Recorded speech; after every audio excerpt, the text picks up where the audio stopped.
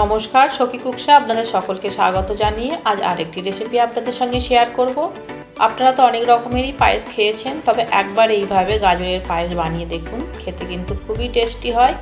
আর এটি আপনারা খুব কম সময়ে বাড়িতে থাকা কিছু সামান্য উপকরণ দিয়েই এক সুন্দর একটি গাজরের পায়েস বাড়িতে বানিয়ে ফেলতে পারেন। আশা রাখি আমার এই রেসিপিটি আপনাদের নিশ্চয়ই ভালো লাগবে। ভালো লাগলে একটি লাইক দিয়ে ফুল রেসিপিটি দেখার একান্তই অনুরোধ রইল। তবে আসুন বন্ধুরা, দেখে নিন। তার জন্য সবার প্রথম আমি এখানে একটা বড় সাইজের গাজর খোসা ছাড়িয়ে ভালো করে ধুয়ে পরিষ্কার করে নিয়েছি।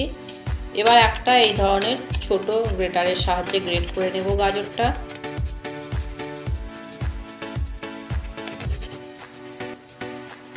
আমি এখানে গাজরটাকে গ্রেট করে নিয়েছি। এই দেখুন, গাজরটা বেশ গ্রেট করার পর অনেকটাই হয়ে গেছে। এই দেখুন, ঠিক এইভাবে গ্রেট করে নিয়েছি। এবার অন্যদিকে আমি একটা জায়গার মধ্যে হাফ কাপ গোবিন্দভোগ চাল ভালো করে ধুয়ে পরিষ্কার করে জল দিয়ে 1 ঘন্টা ভিজিয়ে রেখেছিলাম। এবার এই চালটাকে একটা ব্লেন্ডারের মধ্যে দিয়ে পেস্ট করে নেব। খুব মিহি করে পেস্ট করব না, একটু দানা দানা ভাব থাকবে, সেই রকমই আমি এটাকে ব্লেন্ড করে নেব।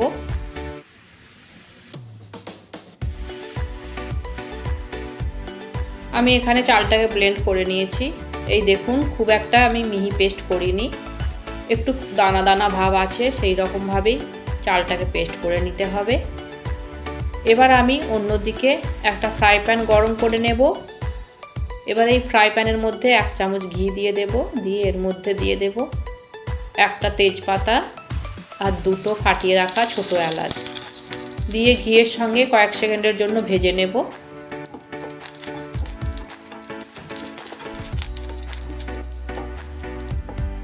ভাজা হয়ে গেছে। এবার আমি এর মধ্যে দিয়ে দেব গ্রেট করে রাখা গাজরগুলো, দিয়ে 1 মিনিট মতো অনবরত নাড়াচাড়া করে একটু ভেজে নেব।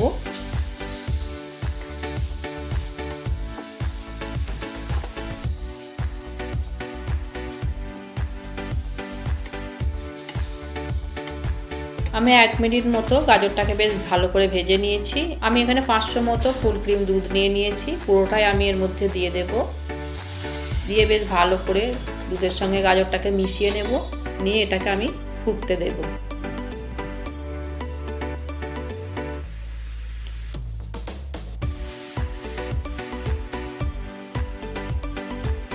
এই দেখুন, বেশ ভালো মতো ফুটে গেছে। এবার আমি এর মধ্যে অ্যাড করে দেব যে চালটাকে পেস্ট করে রেখেছিলাম, সেই চালের পেস্টটা আমি অ্যাড করে দিলাম। দিয়ে আবার আমি ভালো করে মিশিয়ে নেব। আর এইভাবেই আমি মিডিয়াম আঁচে 4 থেকে 5 মিনিট ভালো করে এটাকে রান্না করে নেব, যাতে গাজর আর চালটা সেদ্ধ হয়ে যায়। গ্যাসের ফ্লেমটা মিডিয়ামে রেখে কিন্তু অনবরত নাড়াচাড়াও করতে হবে। ফিরে আসছি 5 মিনিট পর। 5 মিনিট পর ফিরে এলাম। এই দেখুন, অনেকটা গাঢ় হয়ে গেছে।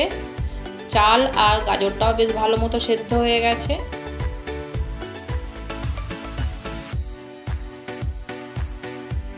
এবার আমি এর মধ্যে অ্যাড করে দেব 2 চামচ শুকনো নারকেলের কোড়া। আপনারা চাইলে ফ্রেশ নারকেল কোড়াও অ্যাড করে দিতে পারেন। এবার এর মধ্যে অ্যাড করে দেব হাফ কাপ চিনি। মিষ্টিটা আপনারা আপনাদের পরিমাণ মতো দিয়ে দেবেন। আর দিয়ে দেব কেটে রাখা কিছু ড্রাই ফ্রুটস।